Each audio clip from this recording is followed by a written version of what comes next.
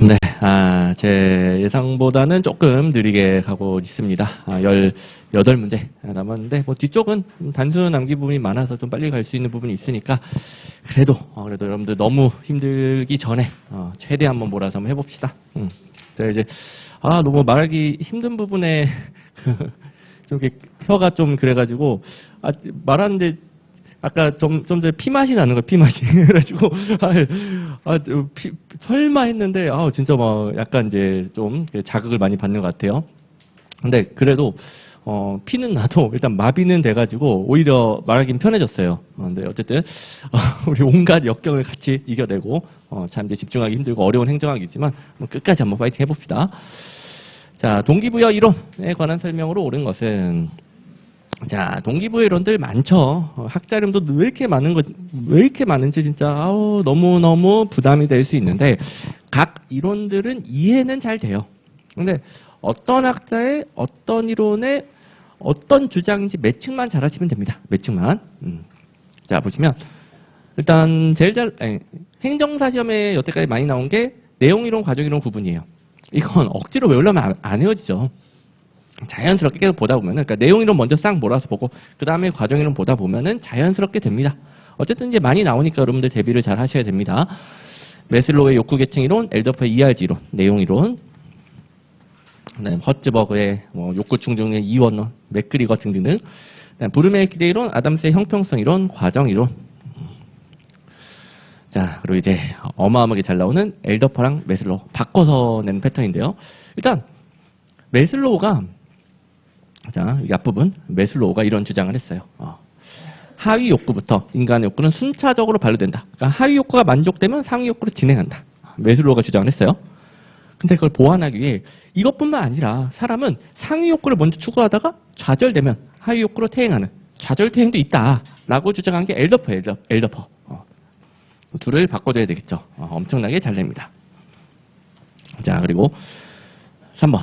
만족을 주는 동기 요인과 불만족을 방지하는 위생 요인이 완전히 독립적이다 라고 주장하면은 허츠버그의 욕구 충족 요인 이원론이에요.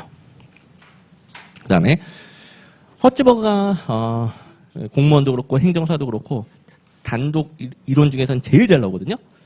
그러면 방금 전에 동기 요인, 위생 요인을 구분했다고 했는데 그 예시가 뭐냐? 동기부여 되는 게 동기 요인이고, 그 다음에 직무 그 자체에서는 만족감, 성취감, 자아 실현 이런 게 동기 요인이에요. 그러면 동기부여가 안 되는 위생 요인, 이건 보수, 대인관계, 작업 조건 등 직무 환경과 관련된 요인입니다. 이 자리는 동기 요인 자리가 와야 되겠죠. 동기 요인 예시들. 자, 그다음에 부름의 기대 이론은 기대치, 수단성, 유인가 정확하게 알아두면 됩니다. 근데 이거 좀 이따가 다시 그림으로 보여줄 건데, 노력이 성과로 연결되는가, 기대치. 성과가 보상으로 연결되는가, 수단성. 보상이 내 선호를 만족하는가, 유인가. 자, 그럼 일단은 여긴 제가 선지로 만들어 놓은 것들은 진짜 어마어마하게 중요한 내용들이에요. 제일 잘 나오고. 그 다음에 동기부여 이론은 너무 많기 때문에 이걸로 다 대비를 할 수가 없어요. 그래서 조금 더 보충을 해야 되는데, 메슬로우 하면은 욕구 계층 이론, 5단계 이론이라고도 하고, 말 그대로 계층을 나눴다. 그리고 그 계층에는 5가지가 있고, 메슬로우는 이것도 내요. 생존, 안전 욕구, 사회적 욕구, 존경 욕구, 자아 실현 욕구. 한 분이 질문하셨는데, 이게 마지막 40문제. 제일 가능성이 높은 40문제. 지만, 그래도 뭔가 다른 것들도 좀 혹시 모르니까 대비를 하고 싶잖아요. 그런 것들 여러분들 그동안 공부했던 거를 잘 믿어주시고, 그 다음에 마무리는 이 40문제에 있는 거랑, 그 다음에 제가 압축 정리 주잖아요. 그 안에 있는 거. 그걸 위주로 하시고, 너무 또 넓히지 마시고, 그 다음에 시간과 여력이 되면 그 외의 것들을 보는 거예요. 항상 이제 우선순위가 있어야 됩니다. 시간이 무한정하지 않기 때문에. 어쨌든, 제가 이렇게 강의 시간에 알려준다. 마지막 마무리 강의인데도 알려준다. 이런 것도 내긴 낸다는 소리죠. 생한사전자 2문자 따서 순서도 외워주시고, 그 다음에 메슬로우가 주장한 것은 하위 욕구부터 인간은 추구를 하다가 하위 욕구가 충족되면 상위 욕구로, 이걸 이제 순차적 반로라고 그래요. 이걸 주장을 했는데, 그 다음에 이제 엘더퍼를 보시면 일단 첫 번째 차이점 바로 눈에 보이는 거 있죠. 3개로 바뀌면 3개. 5개가 아니라 3개. 또 엘더퍼는 이론 이름이 ERG예요. ERG. 존재, 관계, 성장. ERG 이론. 그대로입니다. 자, 그리고 미리 떴는데, 메슬로우의 차이점은 엘더퍼는 인간은 상위 욕구부터 추구한다. 그리고 그게 좌절되면 퇴행하더라. 완전 반대죠. 물론 엘더퍼도 이걸 인정하긴 해요. 이거랑 이것까지도 함께 제시를 했고요. 더 강조한 것은 좌절, 퇴행이 되겠습니다. 이제 차이점이 바로 2가지가 보이죠. 2가지. 자, 그리고 이제 한 가지만 더 하시면 되겠는데, 자, 얘는 했고 얘도 한 거고요. 메슬로우 같은 경우에는 무조건 하나의 욕구만 동기부여해요. 예를 들어 너무너무 배가 고파. 생존 욕구 단계에 있어. 그러면 딱 배고픔을 해결해주는, 생존을 해결해주는 것만 동기부여할 수 있어요. 다른 욕구들은 몰라요. 근데 이제 배고픔이 채워졌어. 이제 배가 안 고프니까 생존 욕구는 더 이상 동기부여 못하고, 그 다음에 안전 욕구. 이렇게 무조건 하나만 동기부여한다면은 엘더퍼는 이 욕구들 다 복합적으로 작용할 수 있어 라는 것을 인정합니다. 3가지가 바꾸면 땡. 제일 잘 나오는 것들. 엄청나게 됩니다. 자, 제가 이제 쉬는 시간에 질문도 받고 여러분들 하는 얘기를 살짝 들어보니까 준비가 어느 정도 되신 분들도 있고, 아직 이제 행정학은 그러니까 올해 행정사 시험 자체가 준비가 좀 부족해서 행정학에 대해서 아직 많이 부족한데 좀 경험해 보려는 분들도 있는 것 같아요. 근데 애매한 분들, 좀만 더 하면 될 것 같은데 애매한 분들 있죠. 애매한 분들 같은 경우에는 지금 여기 있는 내용들 뭐 하나하나 다 이해할 시간은 없고요. 문제를 잘 풀어요. 문제. 그럼 제가 2학자 2개 특징 바꿔서 땡 잘 나온다. 그걸 받으면은 시험장에서 바뀌어 있는 것들이 눈에 딱 들어와요. 그럼 이제 실력은 좀 부족할 수 있어도, 내용에는 좀 부족할 수 있어도 점수는 더 잘 나옵니다. 그리고 이제 다른 동기부여는 워낙 많고 이것도 다 잘 나오고 하니까 다른 것들도 볼 건데, 맥그레거의 XY 이분법적이라서 아주 쉬워요. X 이름도 뭐 미성숙인, 합리적 인간과 이런 거 보이죠? 돈 주면 일한다. 그리고 또 일을 다 시켜줘야 되겠고, 뭐 일하는 만큼 돈 줘야 되겠고, 뭐라고 하고 못하면 벌칙도 줘야 되겠고, 한마디로 일하기 싫은 거예요. 근데 억지로 일을 시키는 거죠. 근데 Y이론, 성숙인 자아실현이, 그거는 스스로 알아서 합니다. 아질리스도 미성숙인 X이론, 성숙인 Y이론, 이렇게 같이 정리해도 상관이 없는 이론. 이분법적인 이론들은 쉽고, 그 다음에 제일 잘 나오는 게 허츠버그. 얘도 나름 이분법적인 틀이 보이는데, 허츠버그의 가장 중요한 주장은 욕구 요인은 2개고, 그 2개가 동기 위생 요인이고 완전히 별개다. 완전히 별개다. 그러니까 위생 요인은 충족되면 불만족이 방지되는, 한마디로 뭐 예를 들어 지금 우리 강의실 너무 더럽고 막 벌레 나오고 막 그래. 공부하기 싫어지죠. 또 불만이 막 쌓이죠. 그런 요인들이에요. 그런데 우리가 뭐 강의실이 깨끗하다라고 열심히 공부하는 거 아니죠. 그러니까 이거는 위생 요인은 충족되면 불만족을 방지하지만 동기부여까지는 못하는 거예요. 열심히 하려면 동기 요인, 만족을 주는 요인이 만족이 되는 거예요. 자, 그래서 완전히 별개고, 위생 요인은 동기부여 못한다.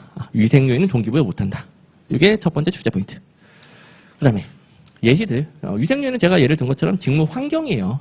보수, 대인관계, 작업 조건 등등등. 그다음에 내가 만족을 해서 열심히 일하게 만드는 게 직무 그 자체에서 오는 뭐 만족도, 성취감, 책임감, 인정감. 그다음에 뭐 승진 같은 경우는 허츠버거는 여기다 놨어요. 뭐 승진이 뭐 자기 발전과 관련되는 요인이다라고 여기다 놨습니다. 어쨌든 2개. 자, 완전히 별개. 그다음에 2개 특징 바꾸면 땡. 이런 것들을 주제하게 됩니다. 허츠버그, 욕구 충족인 이원론.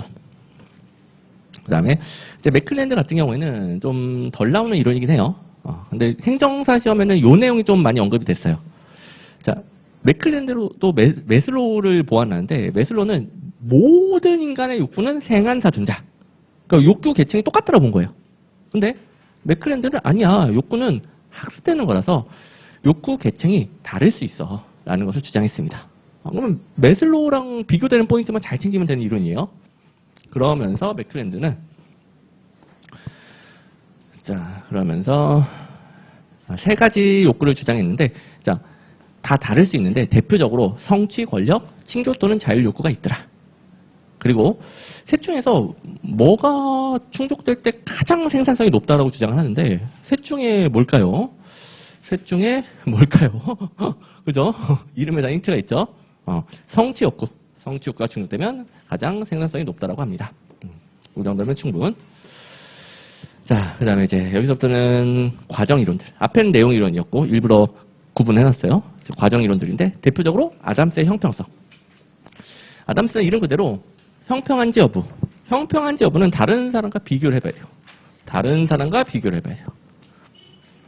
그래서 핵심은 다른 사람과 비교했을 때, 뭐 대표적으로 투입한 내용에 비해 보상을 비교해봤을 때 공정하다, 형평하다, 뭐 하던 대로 하는 거예요. 근데 불공정할 때, 그 불공정성을 해소하기 위한 동기가 유발이 됩니다. 근데 아담스 형평성은 좀 특이한 게 이 동기 유발이 꼭 열심히 일하는 걸 의미하지 않아요. 그냥 지금의 그 불공정한 상태, 그 불공정한 느낌만 없어지면 돼요. 이것만 좀 오해하지 않으면 되겠고, 어쨌든 불공정할 때 동기가 유발되더라. 근데 열심히 일하는 걸 의미하는 건 아니다.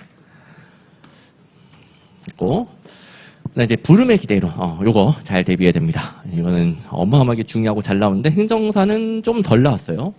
이건 무조건 잘 나옵니다. 행정사에서도 부름의 기대이론은 내면 똑같은 걸 내는데요.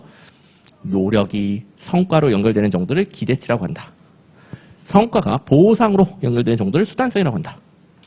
보상이 내 선호를 만족하는 정도를 유인가 혹은 유의미성, 이건 뭐 다양한 용어를 씁니다. 매력성 이라고 한다. 이거 내는 거예요. 그러니까 얘네 셋을 바꿔서 땡을 내든가 아니면 얘네들을 바꿔서 땡을 내든가. 그래서 노기성, 성수보, 보유선 합쳐서 뭐 노기성수 보유선 혹은 이제 그림으로 시각화 시켜놨으니까 여기서 바뀌어 있는 것을 문장에서 잘 찾으시면 되는 거예요. 됐고, 자, 제가 주는 자료들은 공부하기 가장 편안하게 되어 있습니다. 이제 조직이론 마지막은 리더십. 자, 리더십이 요새 뭐 학계에서도 관심이 많고 모든 시험에서 잘 나오고 있습니다. 근데 이제 제일 잘 나오는 것은 변혁적 리더십. 변혁적 리더십. 행정사에서는 변혁적 리더십이 제일 잘 나오고 있어요. 물론 그 외에 제가 정리해 놓은 것들, 지금 여기 다 땡인데 내용은 중요해요. 자, 변혁적 리더십에서 땡이라는 소리고 내용은 행정사에서 계속 나오고 있는 내용들. 자, 일단 1번. 신체, 성격, 사회적 배경 등 선천적인 개인적 자질. 자질론, 특성론이에요. 특성론. 개인의 좀 타고난 특성 강조하는 게 특성론. 2번. 리더가 조직 생산성 형성의 효과적인 행동을 훈련을 통해 습득하면 발휘할 수 있다. 타고나는 거 말고 가장 효과적인 행동을 찾아. 그걸 리더가 습득해서 발휘하면 돼. 행태론. 행태론적 리더십 연구. 3번. 잘 봐야 됩니다. 모든 상황에 최고의 행태를 찾는 게 행태론. 그런데 모든 상황에 적합한 리더 행동이 없어. 왜? 상황에 따라 달라지니까.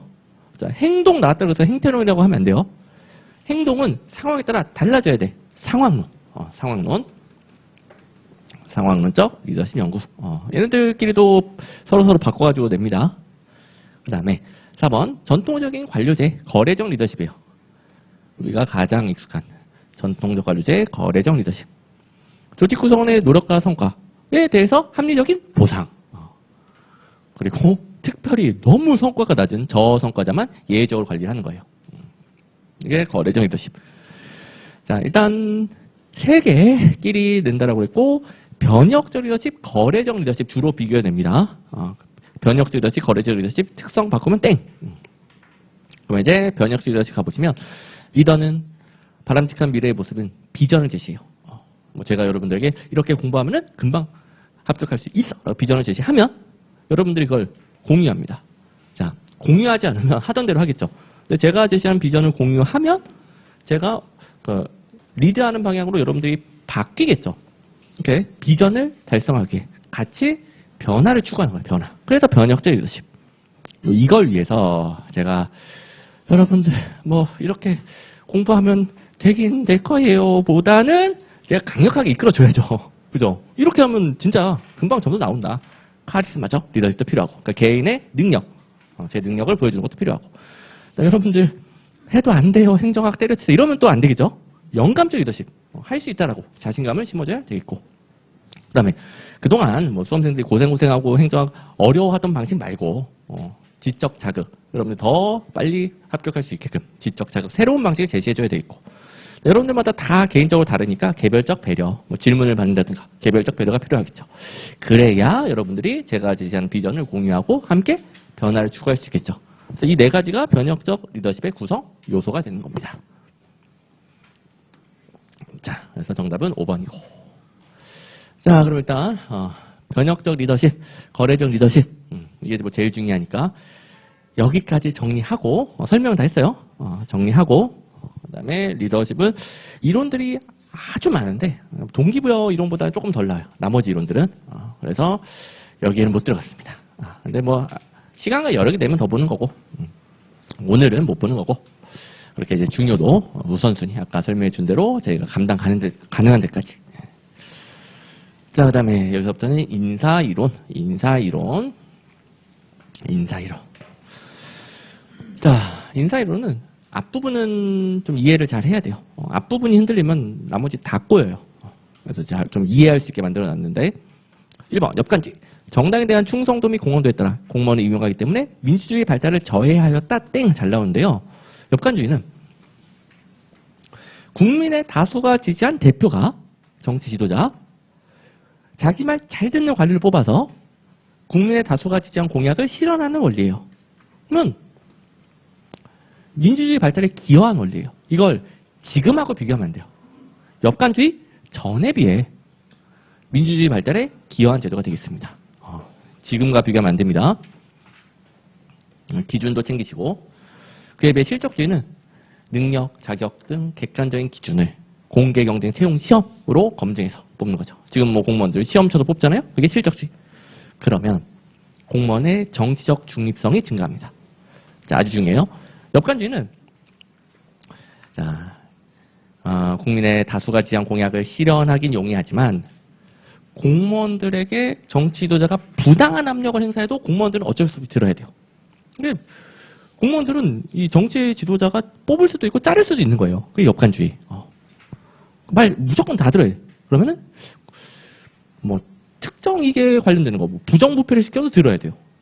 그러면 정치적 중립성이 깨지는 게 역관주의예요. 정치적 중립성은 공무원은 국민 전체에 대한 중립적인 봉사자여야 된다. 그런 의미인데 역관주의에서는 집권정당, 정치 지도자 편만 들어야 되잖아요. 그래서 이 문제를 해결하기 위해 윌슨이 다시 등장했습니다. 우드로 윌슨이 실적주의 도입하고 정적 중립성을 위해 실적주의를 도입한 거예요. 공무원의 신분을 보장하고 정치랑 행정을 분리, 정치행정 이원으로 함께 도입을 했던 겁니다. 그리고 이제 정치 지도자의 리더십을 강화할 수 있는 건 역관주의겠죠. 정치 지도자가 공무원을 꽉 잡고 있으니까 역관주의. 장점은 국민의 요구에 대한 관리적 대응성이 높아집니다. 국민의 다수가 지지한 공약을 실현할 수 있으니까. 이걸 이해하면 이런 것들 공짜예요. 그리고 그다음에 이제 직업공무원제. 자, 역관주의, 실적주의, 직업공무원제 세 가지는 정말 잘 이해해야 됩니다. 그냥 개념 자체. 젊고 유능한 인재들이 공직을 평생 직업으로 선택해요. 근무하도록 하는데 아니 뭐 아무것도 주지도 않고 평생 봉사해. 말이 안 되죠. 뭔가 줘야 돼. 국가가 줄 수 있는 건 안정성이죠. 신분 보장이죠. 이게 직업공무원제. 직업공무원제는 민간 기업처럼 뭐 성과에 따라서 성과급을 막 차등해도 준다든가 혹은 일 못하면 아예 잘라버린다든가 이런 식으로 관리하기엔 힘드니까 국가는 대신에 국가가 줄 수 있는 걸 주겠다. 그게 국가는 망하지 않으니까 평생을 보장해 주는 거죠. 대신에 봉사만 해. 국민 전체에게 봉사만 해. 그게 되려면 구성 요소들이 있어요. 일단 계급제. 자, 계급제는 오래 일하면 계급이 올라가는 거예요. 그냥 뭐 능력이 부족해도 뭐 성과가 약해도 그냥 오래 일하면 올라가요. 그리고 계급이 올라갈수록 권한도 커지고 보수도 많아지고 부하도 많아지고 한마디로 계급제는 오래 일할수록 대우가 좋아지는 거예요. 폐쇄형 충원. 자, 한 번 들어오면은 그 사람만 계속 줄줄이 승진하는 것이지 외부에서 뺏어가진 않습니다. 외부 사람이 막 중간에 막 4급, 5급 못 들어옵니다. 폐쇄형. 내가 버텼는데 외부 사람이 뺏어가면 안 되죠. 일반 행정가지. 제가 자꾸 승진을 이렇게 시키잖아요. 직업공무원제는 이왕 평생 봉사시킬 거면은 여러 업무를 섭렵하도록 만들어서 조직 전체의 관리자로 양성을 하는 거예요. 그게 일반적인 업무를 다 할 줄 안다. 조직 전체를 관리한다. 일반 행정가. 그 다음에 5번에 강력한 신분보장. 아니 뭐 버티고 있는데 잘라버리면 안 되겠죠. 신분을 보장해 줍니다. 이렇게 직업공무원제를 이해해야 다른 것들이 잘 들어옵니다.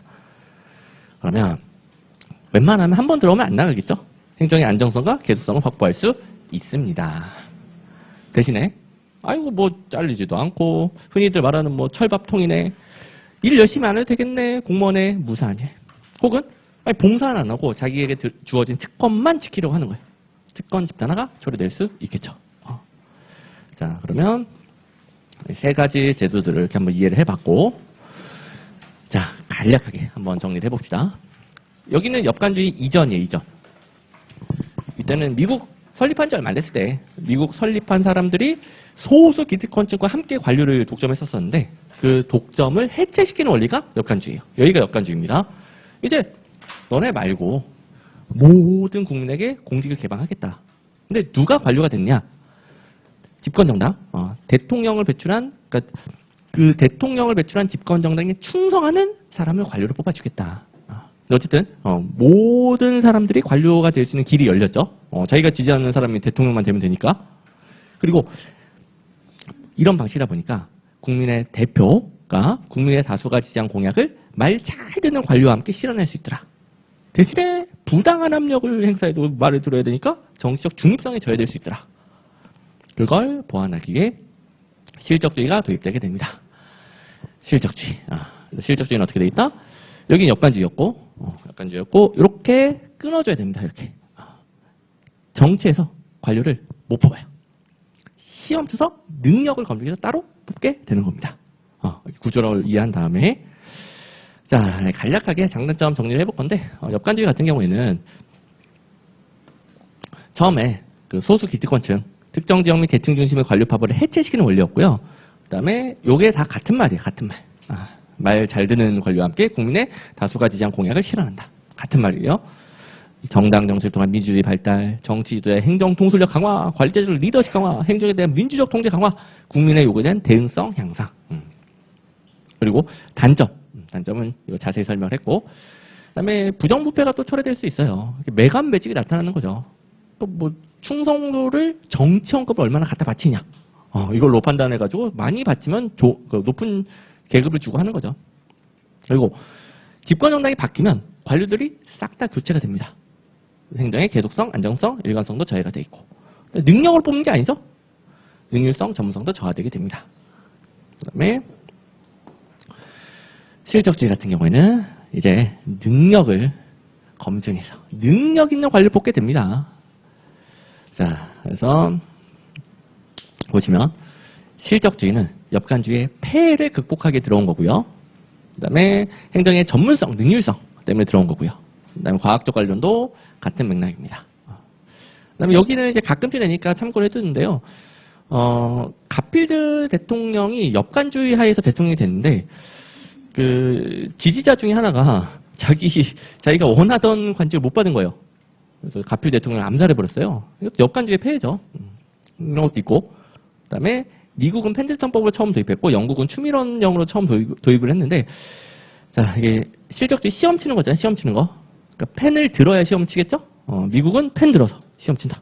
미국은 펜 들어서 시험 친다. 이 정도로만 참고를 해주세요. 됐고. 그다음에 이제 실적주의의 내용. 자, 이 두 가지 기준을 뽑다 보니까 이제 정치인들이 못 뽑아요. 그다음에 시험을 잘 쳐야지. 뭐 정치인들에게 충성할 필요가 없죠. 정치적 중립성이 강화됩니다. 공무원의 신분도 보장해주고, 그다음에 시험 제도만큼 기회 균등한 게 없죠. 기준도 객관화되고, 인사위원회를 설치하게 되는데 중요한 건 여기예요. 중요한 건 집권 정당으로부터 독립되어 있는 초당적인 중앙 인사위원회를 설치하게 됩니다. 능력을 뽑는다. 능력주의. 실적주의도 나름 한계가 있겠죠. 여기는 됐고, 실적주의의 한계. 보시면 아까 엽간주의 장점 있잖아요. 이 앞부분. 엽간주의 장점이 다 사라지는 거예요. 이제 정치 지도자가 공무원들을 강력하게 통제할 수가 없죠. 그래서 엽간주의 장점이 사라지고. 그다음에 이게 이제 중요합니다. 이게 실적주의에서 공무원이 되려면은 시험을 잘 봐야 돼요. 그러면 공무원들은 시험 잘 본 사람. 획일화 된다는 소리죠, 획일화. 아니, 정말 다양한 사람들, 다양한 집단들이 있는데 공무원들은 획일적인 집단이 돼요. 그럼 다양한 요구들을 이해하지 못하고 대응하기가 어려워지겠죠. 그래서 이 점에서 소극적이다, 형식적이라고 하고요. 이걸 보완하기 위한 제도들이 대표관료제. 자, 지금 필기할 필요 없어요. 뒤에 또 나옵니다. 뭐 다양성 관리 등등이 되는 거예요. 여기서 공무원의 다양성을 높이고 다양한 집단에 대한 대응성을 높이기 위한 제도들이 되는 겁니다. 실적주의가 지금 뭐 공무원 인사제도의 기본이란 말이에요. 그러다 보니까 그 단점을 보완한 제도들이 요즘 들어 또 잘 나오고 있는 거죠. 그다음에 직업공무원제는 아까 자세히 했으니까 키워드만 보겠습니다. 평생을 국민을 위해 봉사시키는데 그냥은 아니다. 그냥은 아니다. 자, 한번 들어오면은 너 그냥 오래 일하면 계급이 올라가. 그리고 외부에서 네 자리 못 뺏어가. 너는 순차적으로 승진할 거야. 그리고 이왕이면은 다양한 업무 섭렵해서 조직 전체의 관리자로 양성을 할 것이고. 그다음에 너 안 자를 테니까 안심하고. 중간에 잘라버리면 버틸 유인이 없죠. 안 자를 거니까 계속 갈 거야. 이런 원리예요. 그래서 네 가지 구성 요소가 이렇게 네 가지 구성 요소가 중요하다. 계급제, 폐쇄형충원, 일반행정가주의, 강력한 신보장. 그 반대되는 개념들이 땡으로 나오는 거야. 땡. 직업공무원제가 이 네 가지를 중시한다. 땡. 자, 직위분류제, 개방행충원, 전문행정가주의, 신보장, 약화. 이건 또 다시 할 거니까요. 지금은 직업공무원제에서 땡이다. 이 정도만 됐고. 그다음에 이런 내용들 특징을 하다 보니까 직업공무원제에서는 굉장히 일관성이 증가하겠죠. 공무원들이 웬만하면 안 나가니까. 그다음에 특권이 주어지니까 일체감, 봉사정신도 증진되고. 그다음에 전문 직업 분야로 확립한다. 전문 직업 분야라는 것은 평생 직장을 말하는 거예요. 뭐 행정사 자격증처럼 한번 그 자격증 있으면 평생 먹고 살 수 있는 직업이잖아요. 공무원도 이렇게 전문직화하겠다. 그다음에 일반 행정가 양성에 유리한데 여기서 이제 질문 많이 하는 거. 일반 행정가 양성에 유리하다는 것은 특정 업무에 대한 전문성은 부족해지게 되는 거예요. 여러 가지를 두루두루 하니까 하나에 대한 전문성은 부족해집니다. 근데 이거랑 전혀 다른 내용이요. 이건 행정의 업무상 전문성이 떨어진다는 소리고, 전문 직업 분야는 평생 직장을 말하는 것이고, 그다음에 단점. 일 안 해도 열심히 안 해도 계속 올라가니까 무사한 일, 복지부동, 공무원 집단이 폐쇄적이고, 뭐 정치인들의 말 안 들어도 되겠고, 특권만 지키려고 그래. 관료주의와 특권 집단화. 그다음에 여기 또 정치적 중립성이 있네. 자, 신문보장이 강력하면은 정치인들이 관리를 못 자르죠. 정치적 중립성이 강화됩니다. 그런데 같은 이유로 정치 지도자의 통솔력은 약화되겠죠. 강력하게 통제할 수가 없으니까. 이렇게 다 연결된 내용들. 자, 빨리 해서 아쉽기는 하지만 그래도 중요한 내용들 이렇게 정리를 했으면은 여러분들 기억이 남을 것이고. 그다음에 이제 계급제가 직업공무원제 원리라고 그랬습니다. 여러분들 계급제가 직업공무원제 원리입니다.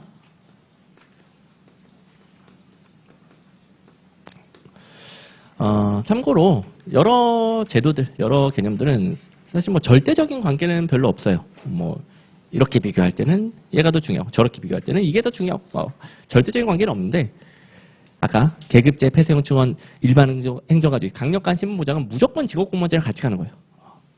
그리고 계급제랑 직위분류제를 비교할 때 무조건 같이 가는 겁니다. 무조건. 공짜가 되는 거죠. 보시면 일단 니은 계급제에서는 직업공무원제 원리, 일반행정가주의를 취합니다. 여러 가지 업무를 다 두루두루 해봤어요.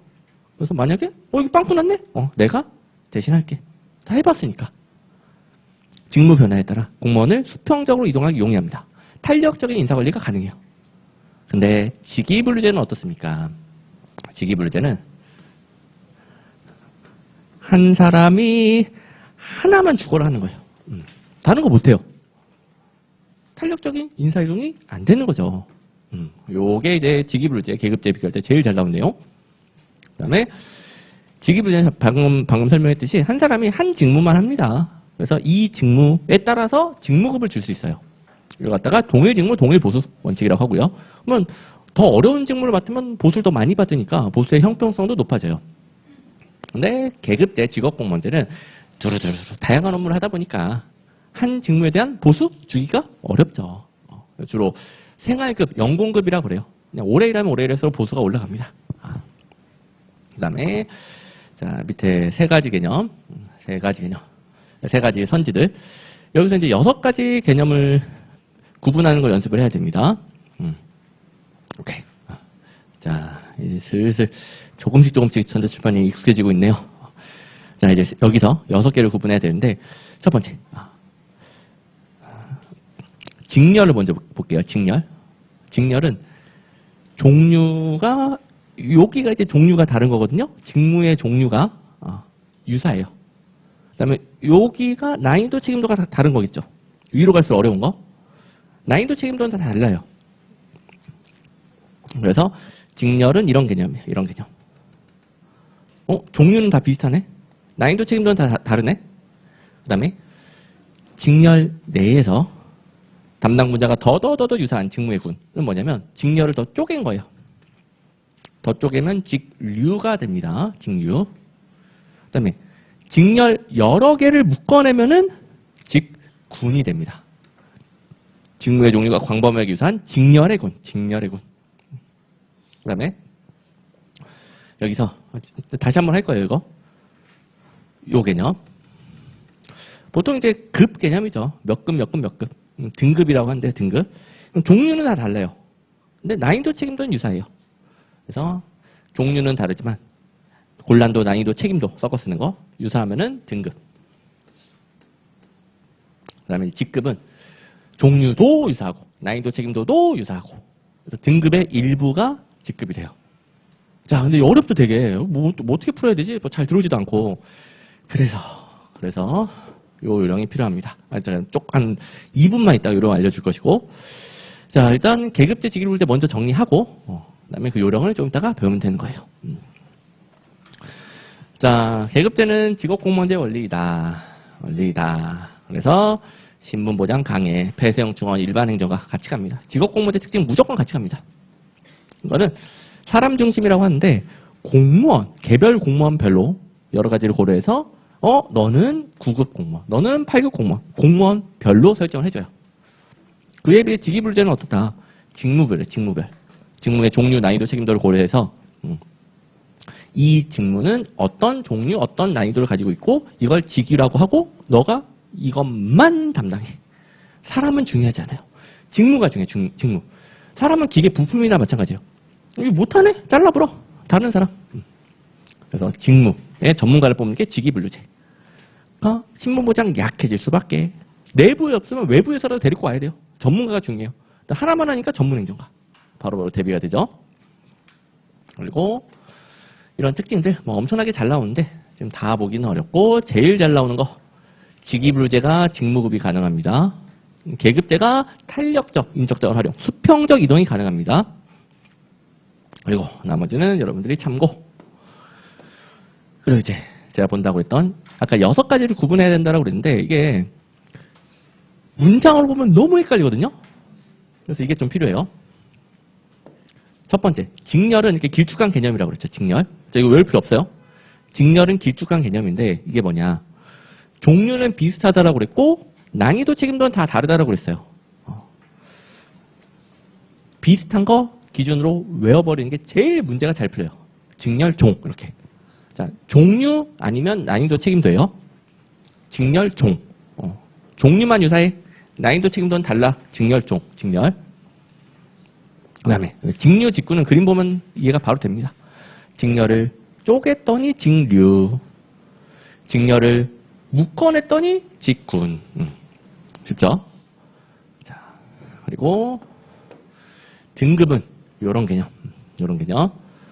종류는 다 다른 것들이 모여 있고요. 난이도 책임도는 비슷하겠죠.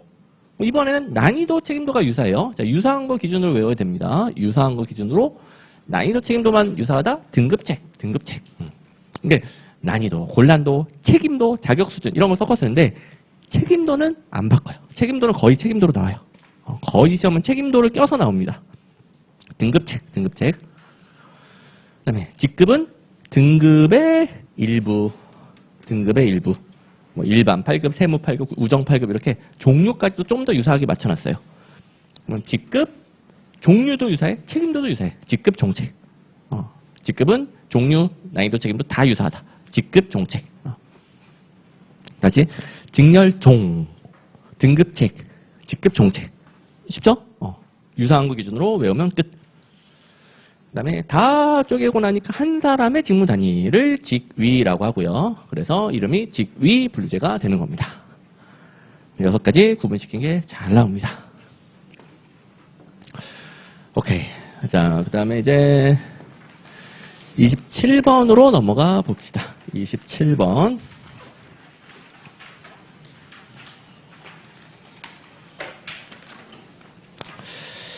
자, 27번. 대표 관료제. 배경보다 자, 한 7, 8분 전에 한 것 같은데요. 실적주의 소극성. 실적주의는 공무원이 획일화되기 때문에 다양한 집단에 대응하기가 어렵다. 대표 관료제는 다양한 집단에 대응할 수 있도록 만든 건데 그 원리가 뭐냐. 사회를 구성하는 각종 집단의 인구 비율을 낮춰서 관료제를 구성하는 거예요. 예를 들어 뭐 농부가 한 20% 있더라. 농부가. 그럼 관료도 농부 출신 20%. 회사원 한 40% 있더라. 회사원 출신은 40%. 또 뭐 해볼까요? 뭐 자영업자 한 30% 있더라. 지금 사회 인적 구성 비율을 관료제도 그대로 반영해서 비율을 맞추는 거예요. 그리고 약자 집단도 대변합니다. 예를 들어 뭐 장애인 집단이 한 5%가 있더라. 관료제도 5%는 장애인 출신으로. 여러분들 뭐 양성평등 목표제 이런 거 들어보셨죠? 남자 비율이 너무 많고 여자 비율이 너무 많으면 조절하죠. 그런 것처럼 인적 구성비를 맞추는데 맞춰놓고 나서 대표관료제의 전제 조건은 뭐냐면은 자기 집단을 대변할 것이다. 자영업자들은 자영업을 해봤기 때문에 그 고충과 뭐가 필요한지 알아. 그걸 바탕으로 자영업자 집단을 대변할 것이다. 라고 보는 거예요. 이게 대표관료제. 자, 그렇다면 사회를 구성하는 주요 집단으로부터 인구 비율에 따라 관료를 충원하고 이들이 각자의 출신 집단에 이걸 대변하도록 한다. 대표 관료제. 요건 이제 여러분들 바로 나올 것이고 배경 설명했죠. 1번 공무원이 획일화되는 실적주의의 폐단을 극복하기에 등장을 했더라. 하여간 뭐 실적주의, 역한주의 서로 바꿔가지고 땡 잘 됩니다. 아주 잘 나온 패턴이고요. 그리고 2번을 전제 조건을 하는 거예요. 소극적 대표성이 뭐냐? 사회 구성 비율을 그대로 반영하는 거. 적극적 대표성이 뭐냐? 실제로 각자 자기 집단을 대변하는 거. 그걸 가정하는 제도예요. 항상 잘 된다가 아니에요. 이걸 가정, 전제하는 제도이다. 항상 이어진다고 하면 틀려요. 전제한다는 맞고. 그 다음에 잘 된다라고 쳤을 때 다양한 집단에 대한 대응성 올라가겠네. 약자 집단도 대변하니까 형평성 올라가겠네. 대신에 능력으로 뽑은 게 아니죠. 출신 집단을 뽑았죠.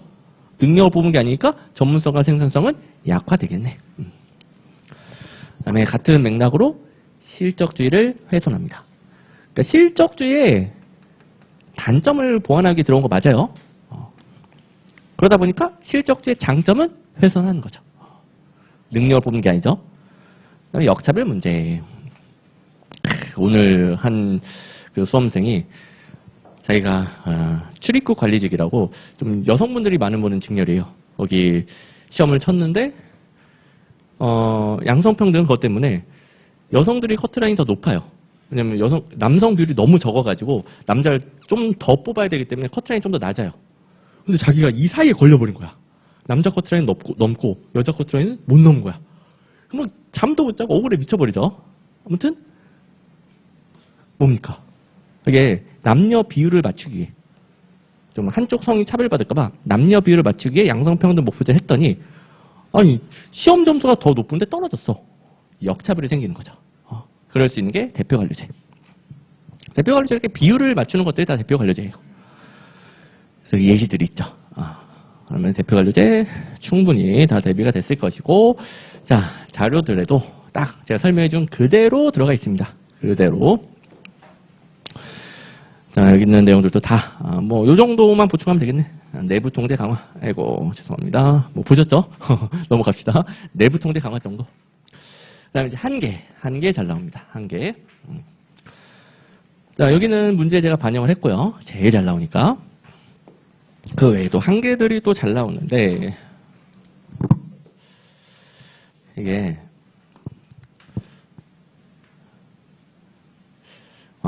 관료는 공익을 대변한다. 당연히 맞는 말이잖아요. 근데, 대표 관료제에서 관료는 공익을 대변한다. 틀려요. 이런 문제가 나옵니다. 대표 관료제에서는 관료가 공익 대변 틀립니다. 자기 집단의 이익을 대변하는 거예요. 그게 또 단점이 될 수 있겠죠. 자기 집단의 이익밖에 모르니까. 자, 그리고 아예 전제 조건이 성립하지 않는 거야. 소극적 대표성이 적극적 대표성으로 연결된다라고 전제하고 있었는데, 실제로는 소극적 대표성 확보도 어렵고, 뽑아놨더니 이제 농부 출신이라서 뽑아놨는데 농사 안 지어요?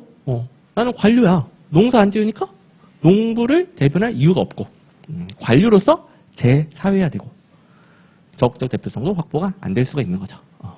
이런 비판까지 대비하면 끝. 자, 그리고 이제 28번 근무성적 평정이네요.